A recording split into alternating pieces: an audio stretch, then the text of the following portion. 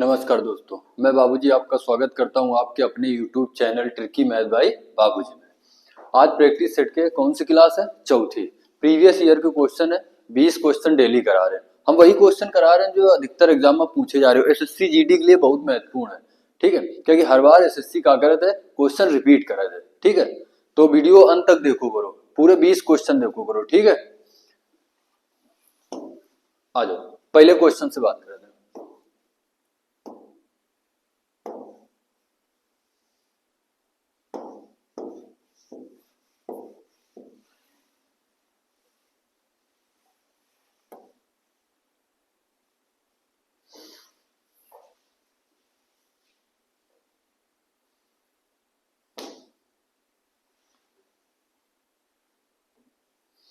देखो भाई, पहला क्वेश्चन एलसीएम एचसीएफ का है, ठीक।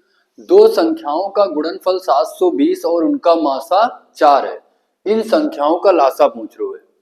तो तुम एक फार्मूला सुनो यो, लासा गुणा मासा बराबर पहली संख्या गुणा दूसरी संख्या। अब देखो, हमें निकालने का है लासा, तो एलसीएम गुणा एचसीएफ सवाल में दिए, कितना दिए? 4 बराबर, और दोनों नंबरन का गुणनफल दिए, दोनों नंबरन का दिए गुणनफल दिए, कितना दिए? 720। तो इधर कितना लिख दियो? 720। सॉल्व कर दो, 4 से काट दो, कितने बार जी? 180 बार। तो एलसीएम जो आ जी वो कितना आ जी? 180। एलसीएम कितना आ जी? 180 ए नंबर से, ठीक है। आ जाओ दूसरे क्वेश्चन की तरफ बढ़े। देखो, कह रहा है एक गोले की त्रिज्या में 50% की वृद्धि की जाती है, गोले के आयतन में कितने प्रतिशत की वृद्धि हुई? आयतन, गोले के आयतन का जो फार्मूला होता है वो क्या होता है? इधर ध्यान दो, 4/3 पाई आर क्यूब, ठीक। जहां 4/3 एक कांस्टेंट वैल्यू है, यानी कि नितांक वैल्यू है, और पाई भी नितांक वैल्यू है, पाई का मान 22/7 ले जाते, ठीक। तो इनसे हमें मतलब नहीं है, इनसे हमें मतलब नहीं है, हमें मतलब सिर्फ कैसे है?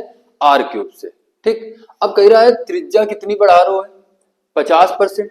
तो 50% का भिन्न कितना लिखा तुम?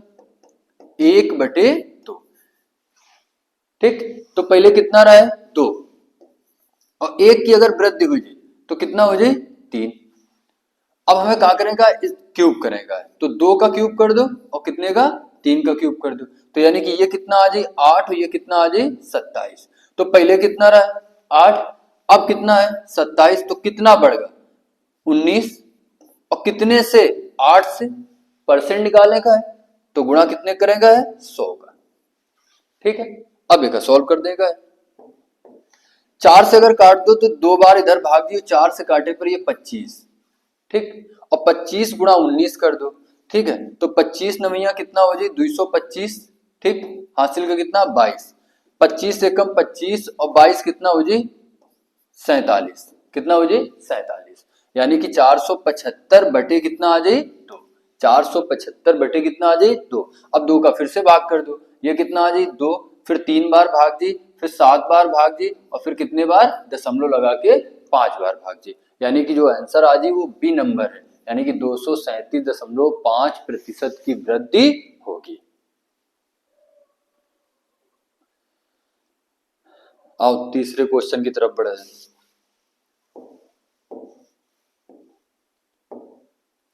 देखो, ये रेलगाड़ी का क्वेश्चन है, ठीक है। कह रहा है 384 मीटर लंबी एक रेलगाड़ी एक बिजली के खंभे को 12 सेकंड में पार करती है। अगर एक रेलगाड़ी है जो बिजली के खंभे का 12 सेकंड में पार कर रही है, यानी कि स्वयं की लंबाई का पार कर रही है। क्या पार कर रही है? स्वयं की लंबाई का पार कर रही है। और विपरीत दिशा में यात्रा कर रही समान लंबाई की दूसरी रेलगाड़ी को 12 सेकंड में पार करती दूसरी रेलगाड़ी की चाल कितनी है? तो सबसे पहले हम पहली रेलगाड़ी की चाल निकाल लेंगे। वो कहां से निकलवे? पहली रेलगाड़ी की हमें लंबाई पता है कितनी है? 384, और ये कितने सेकंड में पार कर रही है? 12 सेकंड में एक खंभे का पार कर रही है, यानी कि स्वयं की लंबाई का पार कर रही है। तो चाल बराबर क्या होता है? चाल बराबर दूरी दूरी कितनी है 384 बटे समय, समय कितना है 12। देखो इधर जो ऑप्शन है वो मीटर प्रति सेकंड में दी है, ठीक है। तो इधर से पहली रेलगाड़ी की चाल जो है वो मीटर प्रति सेकंड में निकाल लो। ये लंबाई भी मीटर में है और ये क्या है समय सेकंड में ही है, तो जो चाल है वो मीटर प्रति सेकंड में है। अब 12 के इधर अगर भाग कर दो तो 3 बार, फिर कितने बार 2 बार, यानी कि कितना आ जी 32 मीटर प्रति सेकंड। ये पहली रेलगाड़ी की चाल आ गया। अब देखो दूसरा पॉइंट समझो, और विपरीत दिशा में यात्रा कर रही समान लंबाई कि दूसरी रेलगाड़ी को 12 सेकंड में पार करती है। अगर पहली रेलगाड़ी दूसरी रेलगाड़ी का पार कर रही है यानी कि अपन लंबाई प्लस दूसरी रेलगाड़ी की लंबाई चली, यानी कि दोनों की लंबाई क्या हो जाइए जुड़ जाइए, ठीक है। और विपरीत दिशा में चालें हमेशा क्या होती हैं जुड़ती हैं। गाड़ी अगर विपरीत दिशा में है तो चालें क्या हो जाइए जुड़ जाइए, ठीक। ध्यान दो पहली रेलगाड़ी की हमें चाल पता है कितनी है 32 मीटर प्रति सेकंड, दूसरी की हम कितनी मान लें x मान लें, कितनी मान लें x बराबर दूरी पहली रेलगाड़ी की जो लंबाई हो 384 और समान लंबाई की दूसरी रेलगाड़ी भी है, तो 384 और 384 का तुम्हें क्या कर देगा है जोड़ देगा है। तो ये कितना आ जाए 8, ये कितना 6 और ये कितना 7, यानी कितना आ जाए 768। और समय कितना लग रहा है 12 सेकंड बटे कितना 12। अब भाग कर दो, भाग कितने बार जी 6 बार, ठीक है। 12 छंग 72 और 12 चौको 48, ठीक 64। तो आज 32 प्लस x बराबर 64 के, ठीक है। 32 को उधर भेज दो तो माइनस हो जाए, तो x बराबर 64 माइनस 32, यानी कि x का मान कितना आ जी 32 मीटर प्रति सेकेंड, यानी कि दूसरी रेलगाड़ी की चाल कितनी आ गई 32 मीटर प्रति सेकेंड, डी वाला। तो ये बात तुम समझ गए हो कि अगर कोई गाड़ी है जो वो खंबे का, पेड़ का, पोल का या व्यक्ति का पार करी तो स्वयं की लंबाई का पार करी। अगर वह रेलगाड़ी कोई दूसरी रेलगाड़ी का पार कर रही है, प्लेटफॉर्म का पार कर रही, सुरंग का पार कर रही, तो अपन लंबाई प्लस प्लेटफॉर्म या सुरंग या रेलगाड़ी की लंबाई चली, ठीक। आ जाओ अगले क्वेश्चन की तरफ ध्यान दो। चौथा क्वेश्चन कह रहा है एक निश्चित धनराशि साधारण ब्याज की दर पर 10 वर्षों में स्वयं की 7 गुनी हो जाती है।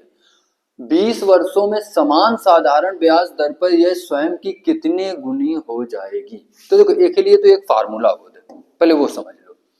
फार्मूला क्या होता है n1 माइनस 1 अपॉन में या t1 या r1, या तो टाइम दे के दर पूछी रेट पूछी, या तो रेट दे के टाइम पूछी, ठीक बराबर n2 माइनस 1 अपॉन में यहां क्या हुई t2 और r2, ठीक। देखो n1 मतलब पहला वाला गुना और n2 मतलब दूसरा गुना। अगर ये फार्मूले पर हम रख लें तो हमें आंसर मिल जाए। देखो कैसे कह रहा है एक निश्चित धनराशि साधारण ब्याज की दर पर 10 वर्षों में स्वयं की कितने गुनी हो जाती 7, यानी कि n1 का मान कितना दिए है 7, कितना दिए है 7, तो 7 माइनस 1 और समय कितना दिए है 10, समय दिए तो समय लिख दो, ठीक बराबर कह रहा है 20 वर्षों में समान साधारण ब्याज दर पर ये स्वयं के कितने गुना हो जाएगी, कितने गुना हो जाएगी, यानी कि n2 माइनस 1 का मान निकालने का है और समय कितना दिए है 20 वर्ष, ठीक है। अब एक हमें सॉल्व कर देगा है। देखो 0 से 0 कट दे, 2 का गुणा करा दो इधर, जब 7 में से 1 माइनस करियो तो बची कितना 6, और 6 में से 2 का गुणा करियो तो कितना आ जाएगी 12, 12 बराबर n2 माइनस 1। अब माइनस का 1 इधर ले जाओ तो प्लस का हो जाए, यानी कि जो n2 का मान आ जाए वो कितना आ जाए 13। तो ये स्वयं की कितने गुना हो जाएगी 13 गुना हो जाएगी, कितने गुना हो जाएगी 13 गुना हो जाएगी, ठीक है। ये फार्मूला होता है, ठीक है। अगर हमें फार्मूले से नहीं करेगा तो हमारे पास दूसरा तरीका है, बात समझो। देखो जब भी गुना वाले साधारण ब्याज में क्वेश्चन बनत है तो यही कहीं हम तोड़ के बता रहे हैं, बात समझो। जब भी गुना बोली ना तो हमें एक कम करके लिखेगा। अगर वो बोल लो कि 10 गुना तो तुम कितना लिख दियो 9, अगर वो बोल लो 15 गुना तो तुम कितना लिखियो 14, ठीक है। जितने गुना बोल लो उसे एक कम करके लिखेगा है, ठीक। आओ देखो कैसे समझो। कह रहा है एक निश्चित धनराशि साधारण ब्याज की दर पर 10 वर्षों में 7 गुनी हो रही, तो 7 गुना हो रही तो तुम कितना लिखियो 6, और बटे में कितना रही समय यानी कि 10 बराबर का निशान। अब कह रहा है कि 20 वर्षों में यह स्वयं के कितने गुनी होगी। 20 वर्ष, समय कितना दिए 20 वर्ष, ये कह रहा है कितने गुनी होगी, यानी कि n-1। ठीक, ये लिख लो। अब अगर इसे सॉल्व कर दी जाए तो ये कितना आ जाए 0 से 0, ये कितना आ जाए 12 बराबर n1 n-1। इधर ले जाओ तो ये कितना हो जाए 13, n का मान कितना आ जाए 13, n का मान कितना आ जाए 13। ठीक है, आ जाओ अब अगले क्वेश्चन की तरफ बढ़ते हैं।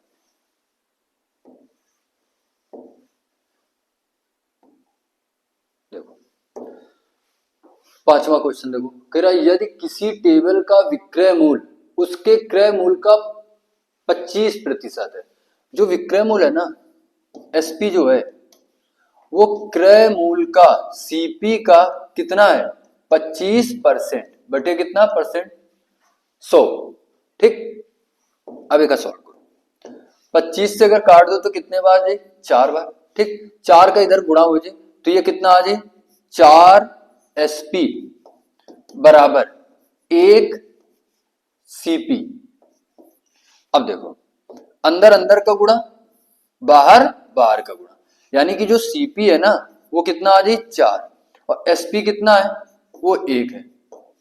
अब देखो क्रय मूल्य कितना रहा है 4, विक्रय मूल्य कितना है 1, तो हानि हुई रही। इधर कितने की हानि हुई रही 3 की, कितने पर हुई रही 4 पर, और परसेंट निकालने खातिर गुणा कितना 100।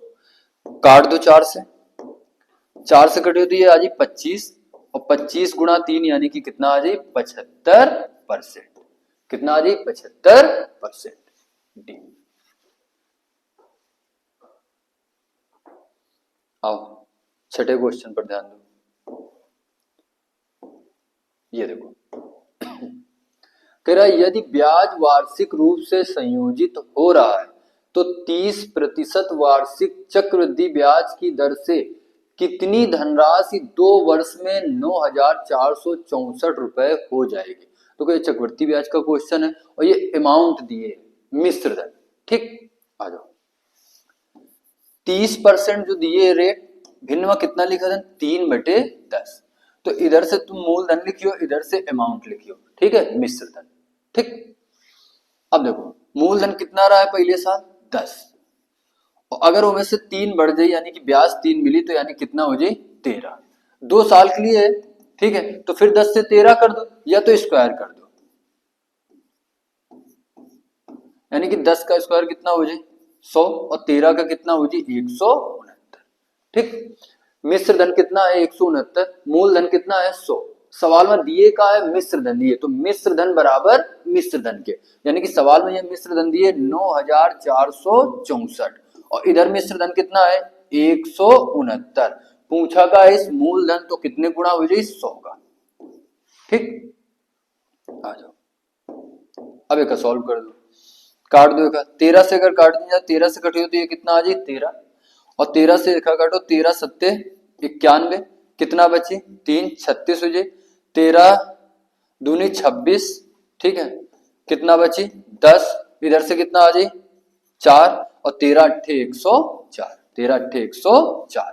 कितने बार भाग चला गया 728 बार। फिर 13 का भाग कर दो, फिर 13 का भाग कर दो, तो 13 का भाग करियो तो कितने बार 5 बार, 13 बचे 65। ठीक, कितना बची 7 और 13 छंग 78, 56 गुणा 100 यानी कि आंसर कितना 5600। कितना मूलधन रहा है 5600। कितना रहा है 5600।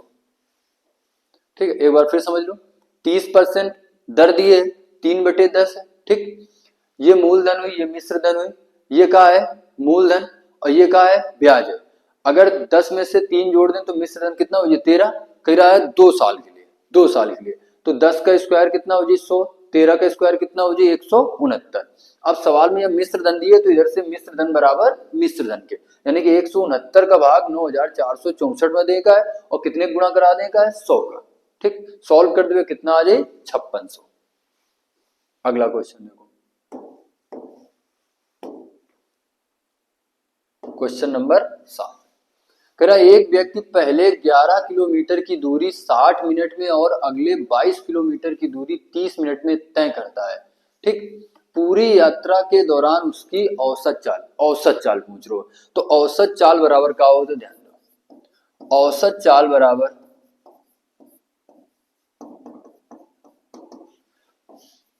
कुल दूरी बटे कुल समय। औसत चाल बराबर होता है कुल दूरी बटे कुल समय। ठीक, अब हमें औसत चाल निकालने का है तो हमें कुल दूरी पता हो चाहिए। तो इधर दूरी कितनी तय कर रहे हो, 11 किलोमीटर, और ये कितना कर रहे हो, 22 किलोमीटर। तो कुल दूरी हो जाएगी 11 प्लस 22। ठीक, अब देखो कुल समय कितना हुआ, ये 30 मिनट है, ये 60 मिनट है, तो कुल कितना हो जाए 90 मिनट। इधर जोड़ दो तो ये कितना आ जाए 33 किलोमीटर, और ये कितना आ जाए 90 मिनट। ये किलोमीटर में, ये मिनट में, तो एक हम मिनट में, ये घंटे में बदल लो, तो बटे 60 करियो, 60 कहां पहुंच जाए, ऊपर। अब एक सॉल्व कर दो, 30 से काट दो 3 बार जी, 30 से कटियो कितने बार जी, 2 बार। 3 से काट दो कितना जी 11, और 11 दूनी कितना जी 22 किलोमीटर प्रति घंटे औसत चाल। 22 किलोमीटर प्रति घंटे औसत चाल। अगला क्वेश्चन देखो, क्वेश्चन नंबर 8।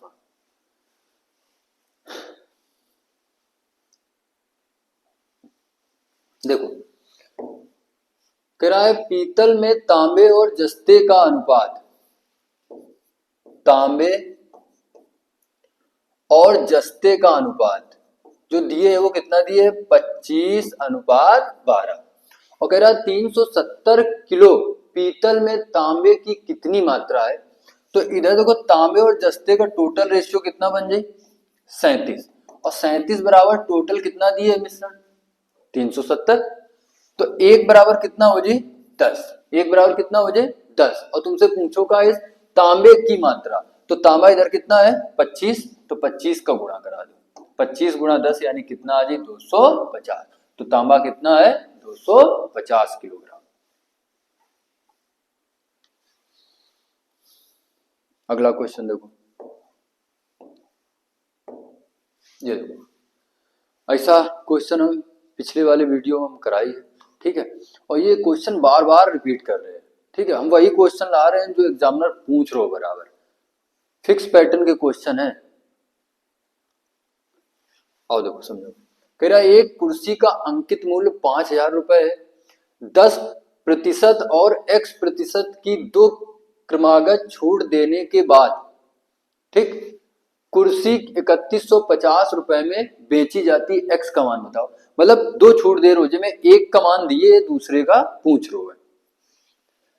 देखो सीपी और एमपी, डिस्काउंट कितने का है 10% का, 10% का भिन्नवा कितना लिखा तो 1/10, 10% का भिन्नवा कितना लिखा तो 1/10, यानी कि 10 में से, सॉरी एमपी और एसपी, ठीक, 10 में से कितने का डिस्काउंट, 1 का, तो वस्तु मिल कितने की रही है 9 की।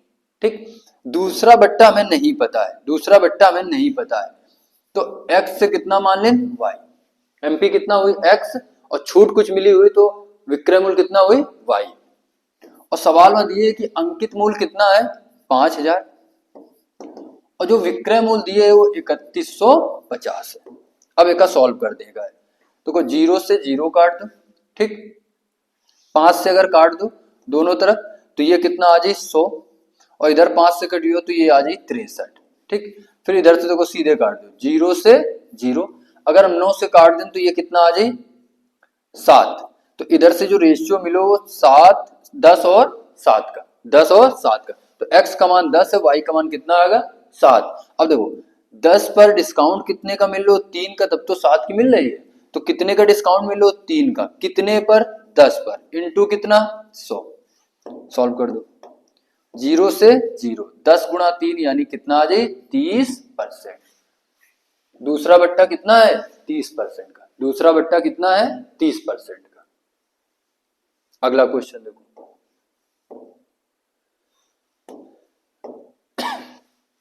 देखो कह रहा है 6 दोस्तों की औसत ऊंचाई 144 सेंटीमीटर है, 150 सेंटीमीटर की ऊंचाई वाला एक लड़का समूह छोड़ देता है, समूह की नई औसत ऊंचाई ज्ञात करें। पहले बेसिक समझ लो। देखो लड़का कितने हैं 6 और औसत कितना दिए सबका 144। ठीक, तो इससे कुल योग आ जाए, जितने व्यक्ति हैं और औसत है उनका गुणा करा दो तो कहा जाए कुल योग आ जाए, यानी कि कुल ऊंचाई आ जाए।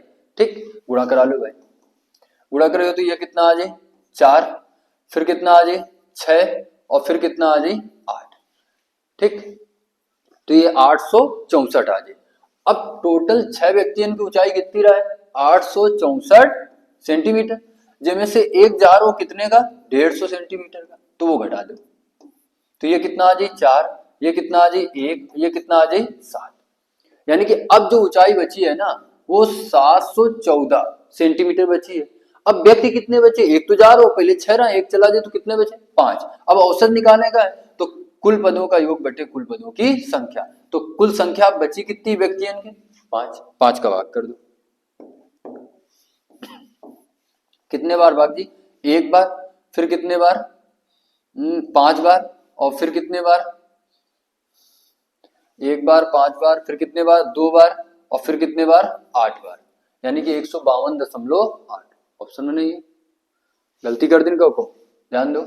गुणा कराओ 6 चौको 24 की 4 हासिल का 6 चौको 24 और 2 26 की 6, 6 एकम 6 2 8। ठीक है, घटा दो, ये 4 आ गया, ये कितना आ गया 1 और ये कितना आ जाए 7, 5 का भाग दे दो, 5 एकम 5 कितना बचा 2 21, फिर 5 चौको 20, 4 बार भाई, कितने बार 4 बार, तो ये आ जाए भाग दे में गलती रहा है। ठीक, यानी कि आंसर कौन सा सही है सी वाला, आंसर कौन सा सही है सी वाला। अब देखो एक हम दूसरे तरीके से भी कर सकते हैं, ये तो बेसिक होगा, दूसरा तरीका समझो। दूसरा तरीका क्या है, करो 6 लड़कों की जो औसत ऊंचाई है ना 144 है, अब एक 150 सेंटीमीटर ऊंचाई वाला जा रहा हो। अगर देखो औसत ऊंचाई 144 का है, अगर 144 का ही ऊंचाई वाला जाता है ना तो औसत में कोनो परिवर्तन ना होता, लेकिन 144 का नहीं जा रहा है, वो कितने का जा रहा है 150 का, यानी कि 144 से ज्यादा का जा रहा है। कितना ज्यादा लेके जा रहा है 6 ज्यादा लेके जा रहा हो, कितना ज्यादा लेके जा रहा है 6 ज्यादा लेके जा रहा हो। तो जो 6 ज्यादा लेके जा रहा हो ना वो कहां से लेके जाए, जो 5 व्यक्ति बचे हुए हैं उनसे लेके जाए। तो ये 6 में यह कितने का भाग दे दो 5 का, कितने का भाग कर दो 5 का, भाग कितने बार जी एक बार, फिर कितने बार 2 बार, यानी कि 1.2, यानी कि जो औसत है ना वो 1.2 कम हो रहा है, क्योंकि 144 से ज्यादा का जा रहा है। अगर 144 से कम का जा तो औसत बढ़त, अगर 144 से ज्यादा जा रहा हो यानी कि 150 का जा रहा हो तो 6 ज्यादा लेके जा रहा हो, 6 ज्यादा कहां से लेके जा रहा हो जो 5 व्यक्ति बचे हुए हैं, तो ये 6 में या 5 का भाग दे दें, यानी कि औसत कितना कम हो रहा है 1.2। अब 1.2 में से घटा दो, और जो 1.2 घट रही हो तो कितना आ जाए 142, 142.8। ठीक है, आ जाओ अगले क्वेश्चन की तरफ बढ़ते हैं। ये देखो बेहद आसान क्वेश्चन है। ठीक है, कह रहा पी क्यू आर का अनुपात दिए, पूछ रहे है पी प्लस क्यू अनुपात क्यू प्लस आर अनुपात आर प्लस पी का। ठीक है, इनसे देखो, इनसे पी प्लस क्यू करेगा है, यानी कि पी का मान 9 है, क्यू का मान 10 है, यानी कि 9 और 10 कितना हो जाए 19। ठीक, फिर क्यू आर का देखें, क्यू आर का मान कितना है 10 और 11 कितना हो जाए 21।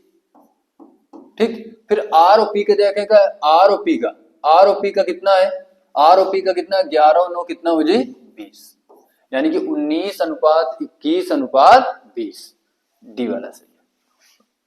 बेहद आसान है बिल्कुल क्वेश्चन, जरूरी नहीं कि 20 में 20 क्वेश्चन सारे अच्छे हों। देखो मैं सबका अवध है, मैं सबका अवध है, अगर तुम्हारे पास टाइम हो ना तो तुम पूरे 20 में 20 कर लियो, कैसो ना बेसिक कैसो ना कैसो करके कर लियो। ठीक है, देखो 20 क्वेश्चन में 3-4 क्वेश्चन ऐसे होते हैं, ठीक है, जो अच्छे सवाल होते हैं, जो सबसे नहीं होते। ठीक है, 15 16 17 सब लोग करके आवत है, वो जो 3 या 4 क्वेश्चन होते ना वो तुम्हें करेंगे होते, तब 20 में 20 है। ठीक है, आ जाओ अगला क्वेश्चन देखो, ये देखो आसान है बिल्कुल। ये मासा है, ठीक है, इधर का है महत्तम समवर्तक है, यानी कि जो 7 दिए है ना वो एचसीएफ दिए, का दिए है एचसीएफ, ये 7 है। ठीक, कह रहा दो संख्याएं 11:13 के अनुपात में यदि उनका मासा 7 है तो संख्याएं ज्ञात कीजिए। देखो 11-13, अब 11 और 13 के यहाँ तुम का ले लो एचसीएफ ले लो, यानी कि वह बड़े से बड़ा नंबर जो 11 और 13 के यहाँ का कर सके, भाग कर सके, तो एक के अलावा और कोनो हो नहीं सका था। तो एचसीएफ में ख्याल कितना आ जाए 1, और सवाल में कितना दिए 7, तो 1 का मान कितना आ जाए 7। अब देखो 7 गुणा कितना कर दो 11 तो 77, और 13 सत्ते 91। ठीक, यानी कि संख्याएं आ गई 77 और 91, बी। ठीक, अगले क्वेश्चन की तरफ बढ़ो। ये देखो क्रय मूल्य और विक्रय मूल्य के बीच का अंतर, क्रय मूल्य और विक्रय मूल्य के बीच का अंतर, क्रय मूल्य और विक्रय मूल्य के बीच का अंतर 264 रुपए। यदि लाभ प्रतिशत 33% है तो विक्रय मूल्य याद करो। देखो सीपी एसपी, अगर सीपी मान लें कितना है 100%, अब अगर सीपी में हम प्रॉफिट परसेंट जोड़ दें, ठीक है, अगर हम प्रॉफिट परसेंट जोड़ दें तो विक्रय मूल्य आ जाए, यानी कि 100 में से अगर ये 33% हम जोड़ दें तो विक्रय मूल्य कितना आ जाए 133%। अब वो सवाल में यही तो दिए कि क्रय मूल्य और विक्रय मूल्य के बीच का अंतर कितना है 264, तो इधर देखो अंतर कितने का है 33% का, तो 33% बराबर कितना आ जाए 264 के, 264 के, तो लिख सका दो 264 बटे कितना 33। अब तुमसे पूछोगा इस विक्रय मूल्य याद करो, अगर विक्रय मूल्य पूछ लो तो 133 का गुणा करा दो, अगर क्रय मूल्य पूछत ना तो हम 100 का गुणा करा देते हैं। अब एक सॉल्व कर लेने का, इनसे विक्रय मूल्य आ जाए एसपी, काट दो कितने से 11 से, अगर 11 से काट दो 3 बार जी, 11 से काट दो 2 और 4 24 बार, 3 से काट दो कितने बार जी 8, 8 का गुणा करा दो 8 त्रिका 24, 8 त्रिका 24 और 2 26 और 8 और 10, यानी कि कितना आ जी 1064, ए नंबर 1064। अगला क्वेश्चन देखो, बेहद आसान क्वेश्चन है, एमडीएच मसाले वाला फार्मूला लगेगा और कुछ नहीं है। कह रहा है कि यदि 18 आदमी किसी काम को 13 दिनों में करते हैं बराबर, तो 54 आदमी इस काम को कितने दिन में करेंगे, एक्स दिनों में करेंगे मान लें। ठीक, सॉल्व कर देगा, 18 से काट दो कितने बार जी 3 बार, अब ये 3 बटे में आ जी, तो 13 बटे कितना आ जी 3 बराबर कितने के एक्स के, तो एक्स का मान कितना आ गया 13 बटे 3, यानी कि 13 बटे 3 दिनों में पूरा करेंगे। अगला क्वेश्चन देखो, ये देखो ये साधारण ब्याज का गुना वाला क्वेश्चन है। ठीक, कह रहा है एक निश्चित धनराशि साधारण ब्याज पर 8 वर्ष 6 माह में स्वयं के कितने 3 गुने हो जाते। अब हम पीछे बता के आपका है कि अगर गुना आ जाए साधारण ब्याज में तो जितने गुना बोल लो उसे कम करके लिखेगा, जितने गुना बोल लो उसे कम करके लिखेगा। अब वो बोल कितना रो है 3 गुना, तो तुम कितना लिखे हो 2। एक लिए पहले हम फार्मूला लिखे दे रहे n-1 अपॉन में या टी आर इंटू कितना 100, ये फिर मान रख लियो तो आ जाए कोई दिक्कत नहीं। n कितने गुना है 3 गुना, माइनस कितना 1, समय दिए कितना दिए 8 वर्ष 6 माह, तो एक यहाँ वर्ष में बदल दो तो बटे कितना कर दो 12, 1 बटे 2, तो ये आ जाए 8 दूनी 16 1 17, ठीक, और 17 बटे कितना आ जाए 2, गुणा कितना 100, ठीक है, 3 में से 1 चला गया कितना बची 2, 2 बटे कितना 17, 2 को ऊपर भेज दो और गुणा कितना, ठीक है, तो ये गुणा कराने पर कितना आ जाए 400 बटे 17। अब 17 का भाग कर देगा, 17 दूनी 34, 2 बार जी कितना बची 6 0, 17 ते 51, ठीक, कितना बची 9, ठीक है, कितना बची 9.0 बड़ा, 17 5 बार 17 बचे कितना बचे 85, ठीक, कितना बची फिर 5 फिर 0 और 17 17 51 नहीं 17 दूनी 34, 2 बार ये नंबर, ठीक है, लगभग में यहाँ हुआ है। अगर और भी भाग दें तो आगे चलो जी, लेकिन लगभग में यहाँ हुआ है, ठीक है। तो ये के लिए फार्मूला होता है। अब देखो फार्मूले से तुम समझ गए कि हम क्वेश्चन का कैसे कर रहे हैं, लेकिन अगर डायरेक्ट वही तरीके से करो जो हम तुम्हें बताइए, कहा कि जितने गुना बोल लो है वो में से एक कम कर दो। यानी अगर 3 गुना बोल लो तो तुम कितना लिखे हो, 2 बटे में यहाँ समय लिखेगा। समय तुम्हें पता है कि 6 माह है, बटे कितना कर दो 12, एक कटी हो तो 1/2 आ जाए, तो 8 दूनी 16, 1 17, 17/2 आई, 2 ऊपर भेज दो, इंटू कितना 100, तो ये आ जाए 400/17। जब सॉल्व कर लियो तो 23.52 लगभग में आंसर है, ठीक। अगला क्वेश्चन देखो, ये करो क्वेश्चन।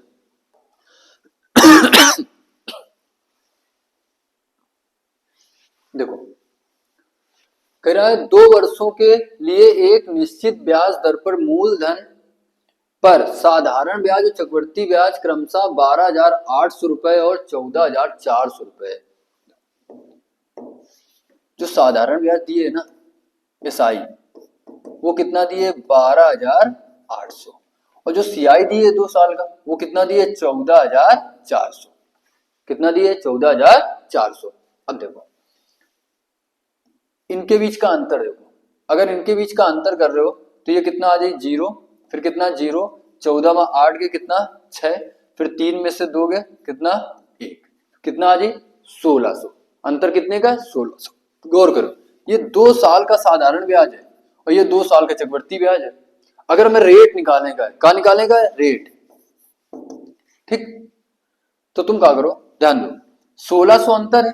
अगर 2 साल का साधारण ब्याज कितना है 1280, तो 1 साल का नीचे लिख लो, या तो 1280 इंटू में या कितना 2 लिख लो और गुणा कितना कर दो 100। तो 2 साल का अगर 1280 है तो 1 साल का कितना हुआ 64 से भाग कर दें 2 का और गुणा कितना कर दो 100, रेट आ जी। ध्यान दो एक सॉल्व कर दो, 2 जीरो से 16 चौको 64, यानी कि कितना आ जी 25%। रेट कितनी आ गए 25%। अगर तुमसे वैसे का पूछे कि दर बताओ तो कितना आ जाए 25%, लेकिन पूछो का इस मूलधन बताओ, का पूछो इस मूलधन, तो मूलधन बराबर का होता है साधारण ब्याज का फार्मूला, मूलधन बराबर ब्याज बटे दर गुणा समय गुणा 100, ठीक। तो हमें पता है कि 1 साल का ब्याज अबे हम निकालिए कितना है 6400, तो 1 साल का ब्याज ऊपर, रेट नीचे, समय 1 साल लिखने की जरूरत नहीं, इंटू कितना 100। अब एक सॉल्व कर दो, तो इनसे कहा जाए मूलधन 25 से काट दो कितने बार जाए 4 बार, 4 का गुणा करिए 6, 24 1 25, यानी कि 25,600, कितना आ जाए 25,600। देखो 2 साल का साधारण ब्याज और 2 साल का चक्रवृद्धि ब्याज दिए, ठीक है, तो इनके बीच का अंतर कितना आएगा 1600। अब 2 साल का 1280 है तो 1 साल का कितना हुई, 1 साल का नीचे लिखेगा, 1 साल का कितना हुई 6400 गुणा कितना 100, तो रेट कितनी आ गए 25%, रेट कितनी आ गए 25%, ठीक है। रेट कितनी आ गए 25%। अब रेट 25% आ गए, हमें मूलधन चाहिए, तो 1 साल का ब्याज कितना है 6400, रेट कितनी 25 इंटू कितना 100, तो कितना आ जाए 25,600, 25,600। चलो अगला देखो 17 नंबर क्वेश्चन देखो, कह रहा है एक वस्तु का अंकित मूल्य 28,500 रुपए और इसका विक्रय मूल्य 15,675 रुपए, छूट प्रतिशत ज्ञात करें। आसान है लेकिन बस गुणा भाग थोड़ा सा है, ठीक। एमपी जो दिए वो कितना दिए 28,500, और जो एसपी दिए है ना वो कितना दिए 15,675। अगर हम घटा दें तो इनसे कहा जाए डिस्काउंट आ जाए कि छूट कितने की मिल रही, ठीक।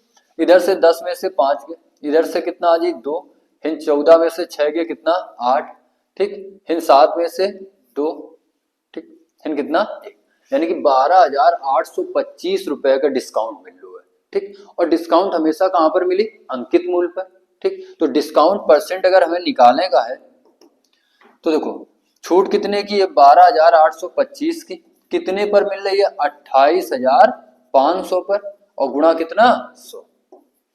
अब इसका सॉल्व करेगा, ठीक।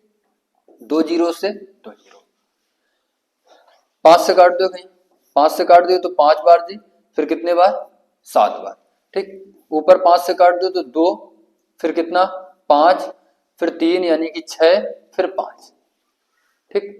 अब एक यहाँ 19 से काट दो, ये 57 19 से काटो तो ऊपर भी 19 से काटी, क्योंकि उधर पॉइंट में आंसर नहीं है ऑप्शन में यहाँ, ठीक। अब एक हम कितने से काट दें 19 से, तो 19 से काटे पर कितना आ जाए 3, ठीक। 19 से इधर कटियो तो एक बार भाग जी, बची कितना इनसे 6, 66 हो जी, ठीक। और 19 5 बार जी, ठीक। और कितना बची 66, 19 5 बार न जी, 19 से कम 19 कितना बची 6, 66 होगा, तो 19 तिया कितना हो जाए 57, ठीक है। 19 तिया 57, 57 घटा दो कितना आ जाए, ये 16 में से 7 के कितना आ जाए 9, ठीक है। 9 बची तो इनसे कितना आ जाए 5, 95 हो जाए, तो 19 पंचे 95, तो इधर कितना आ जाए 5, तो 135 बार भाग जी, फिर 3 का कर दो तो 4 बार जी, फिर 15 यानी कि 5 बार जी, कितना आ जाए 45%, कितना आ जाए 45%, ठीक है। सिर्फ एक यहाँ सॉल्व करेगा, ठीक है। क्वेश्चन आसान दिख रहा है लेकिन एक गुणा भाग जो है ना वो कठिन है थोड़ा सा, ठीक। सॉल्व करेगा एक यहाँ। अगला देखो,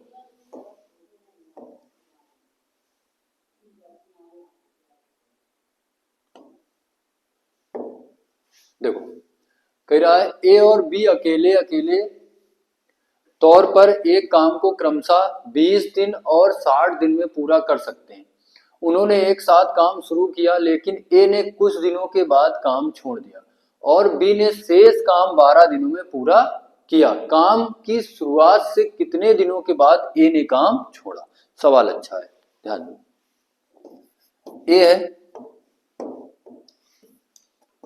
ए किसी काम को कितने दिन में करता है 20 दिन में, और बी उस काम को कितने दिन में 60 दिन में। लासा कितना आ जाए, एलसीएम कितना आ जाए 60, तो टोटल काम कितना मान लें 60। 20 का भाग कितने बार 3 बार, 60 का कितने बार 1 बार, यानी कि ये क्षमता आ गया। ए की क्षमता एक दिन की कितनी है 3, और बी की एक दिन की क्षमता कितनी है 1, यानी कि ए एक दिन में 3 काम करे तो बी कितना करे थे 1 करे थे। कह रहा है दोनों ने मिलकर काम शुरू किया, ए प्लस बी दोनों ने मिलकर काम शुरू किया लेकिन कुछ समय बाद ए ने काम छोड़ दिया। तो अगर ए काम छोड़ दे तो काम में बचा को बी, बी अंत तक काम कर रहा है। कह रहा है शेष काम को बी कितने दिन में करता है 12 दिन में, तो शेष काम को बी 12 दिन में करता है। हमें पता है कि बी एक दिन में काम कितना कर रहा था 1, तो 12 दिन में कितना की इन्वेस्ट 12, यानी कि लास्ट के 12 दिनों में यहाँ बी कितना काम कर रहा हो 12, टोटल काम कितना रहा 60, 60 में से 12 काम लास्ट में भाई, तो के पहले कितना काम भाव हुए 12, 60 में से 12 घटा दो, इधर काम कितना भाव हुए 48, कितना भाव हुए 48, और ये 48 काम दोनों मिलकर की हुई है ए और बी, क्योंकि साथ मिलकर काम शुरू किए, तो ए और बी की दोनों की क्षमता कितनी है 3 1 4, अगर इधर 4 का भाग दे दें तो कितना आ जाए 12, यानी कि ए और बी दोनों मिलकर कितने दिन तक काम किए 12, और 12 दिन काम करने के बाद तब ए छोड़ो है, तो काम शुरू होने के कितने दिन बाद ए काम छोड़ता है, तो आंसर कितने 12 दिन बाद ए काम छोड़ देता है।